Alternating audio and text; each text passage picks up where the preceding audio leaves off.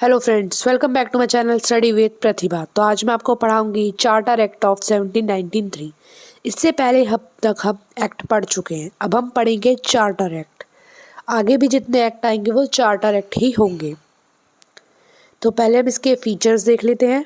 First feature में दिया है कि इसमें जो मैंने आपको बताया था इससे पहले वाली वीडियो में, जो लॉर्ड कॉर्नवालिस आए थे और उनको ओवर राइडिंग पावर मिल चुकी थी कि वो कोई भी डिसीज़न अगर काउंसिल लेती है तो वो उसको हटा के अपना डिसीज़न आगे रख सकते हैं। और ये जो पावर थी वो आगे आने वाले जितने भी गवर्नर जनरल होंगे या गवर्नर होंगे प्रेसिडेंसीज में, उन सबको ये पावर दे दी गई थी। क्यों? क्योंकि वही जो हमारे गवर्नर जनरल हैं वही उस कंपनी को फ़ायदा दे रहे थे, क्योंकि उनके हाथ में सारी सुप्रीम पावर थी, सुप्रीम कोर्ट से भी ज़्यादा। तो इसलिए ब्रिटिशर्स ने सोचा कि ये सही रहेगा कि हम सारी जो मेन पावर है फ्यूचर तक भी गवर्नर जनरल के हाथ में ही दे दें। सेकंड पॉइंट दिया कि गवर्नर जनरल को जो ज़्यादा पावर मिली है तो वो उससे कंट्रोल भी कर सकता है सरकार के ऊपर जो बाकी प्रेसिडेंसीज में होंगी। जैसे गवर्नर जनरल ऑफ बंगाल जो मेन हेड है वो दूसरी जगहों पे जैसे बॉम्बे, मद्रास, आगरा, ऐसी जगहों पे जो प्रेसिडेंसीज हैं दूसरी जगहों के एरिया पे भी अपना कंट्रोल जमा सकते हैं, अपनी पावर दिखा सकते हैं। थर्ड हमारा एक्ट था कि जो सरकार थी, ब्रिटिश सरकार, वो देख रही थी कैसे कंपनी इंडिया में अपना व्यापार इतने सालों से जमाए हुए है और करे जा रही है, क्योंकि अब बाकी लोग भी आना चाहते थे इंडिया में व्यापार करने के लिए। तो वो चाहते थे कि बाकी लोगों को भी मौका मिले, सिर्फ एक ही कंपनी अपना मुनाफा ना कमाती रहे। तो उस टाइम पे ये जो एक्ट था इसमें ये रखा गया कि 20 सालों के लिए और व्यापार कर सकती है वो कंपनी इंडिया में। उसके बाद 20 साल के बाद अब दूसरी कंपनी भी ब्रिटिश की हमारे देश में, ब्रिटिश इंडिया की कंपनी आएंगी व्यापार करने के लिए। क्यों? क्योंकि इतना टाइम हो गया था, ब्रिटिश जो देश है, ब्रिटेन में भी इतना काम नहीं था जितना काम यहाँ इंडिया में लोगों को मिल रहा था। तो इसलिए 20 साल तक और वो कंपनी मुनाफा कमा सकती है, व्यापार कर सकती है। उसके बाद धीरे धीरे और कंपनियां भी आना शुरू हो जाएंगी। फोर्थ पॉइंट में दिया था कि जो कमांडर इन चीफ है वो मेंबर नहीं होगा गवर्नर जनरल ऑफ काउंसिल का।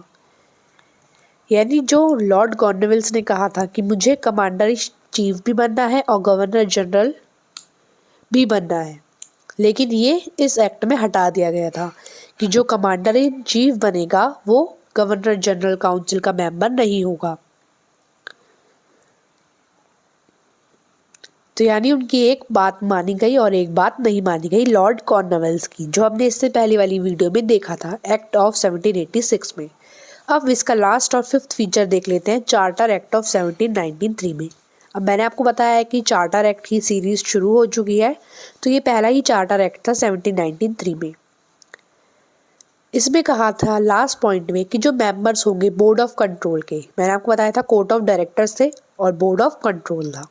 कोर्ट ऑफ डायरेक्टर्स का काम था कि जितना भी उनका फाइनेंशियल काम है, व्यापार चल रहा है, उसको देखना है। और बोर्ड ऑफ कंट्रोल का काम है कि उनको सारा जितना भी कानून से रिलेटेड काम है वो सब बोर्ड ऑफ कंट्रोल को देखना है। तो इसमें कहा गया कि जो मेंबर्स होंगे बोर्ड ऑफ कंट्रोल के और उनका जो स्टाफ होगा उसको इंडिया में ही जो पैसे कमा रही है कंपनी उसको अपने आप ही उसका भुगतान करना पड़ेगा। जो ब्रिटिश सरकार है वो वहाँ के जितने भी स्टाफ मेंबर्स हैं उनको पैसे नहीं देगी, यानी जो कंपनी है वो अपने आप उनको हायर करे और अपने आप ही उनको पैसे और सैलरी जो उनकी दे दे। इसमें हमारी कोई जिम्मेवारी नहीं होगी, ऐसा ब्रिटिश सरकार ने इस एक्ट में कहा था।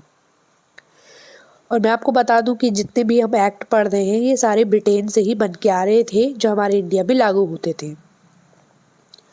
तो इसी के साथ आपकी ये जो वीडियो है फिनिश होती है।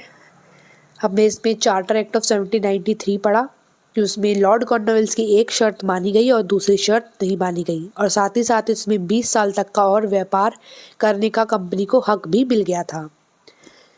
तो अब मिलते हैं आपसे नेक्स्ट वीडियो में, तब तक के लिए bye bye. Don't forget to like, share, subscribe and comment.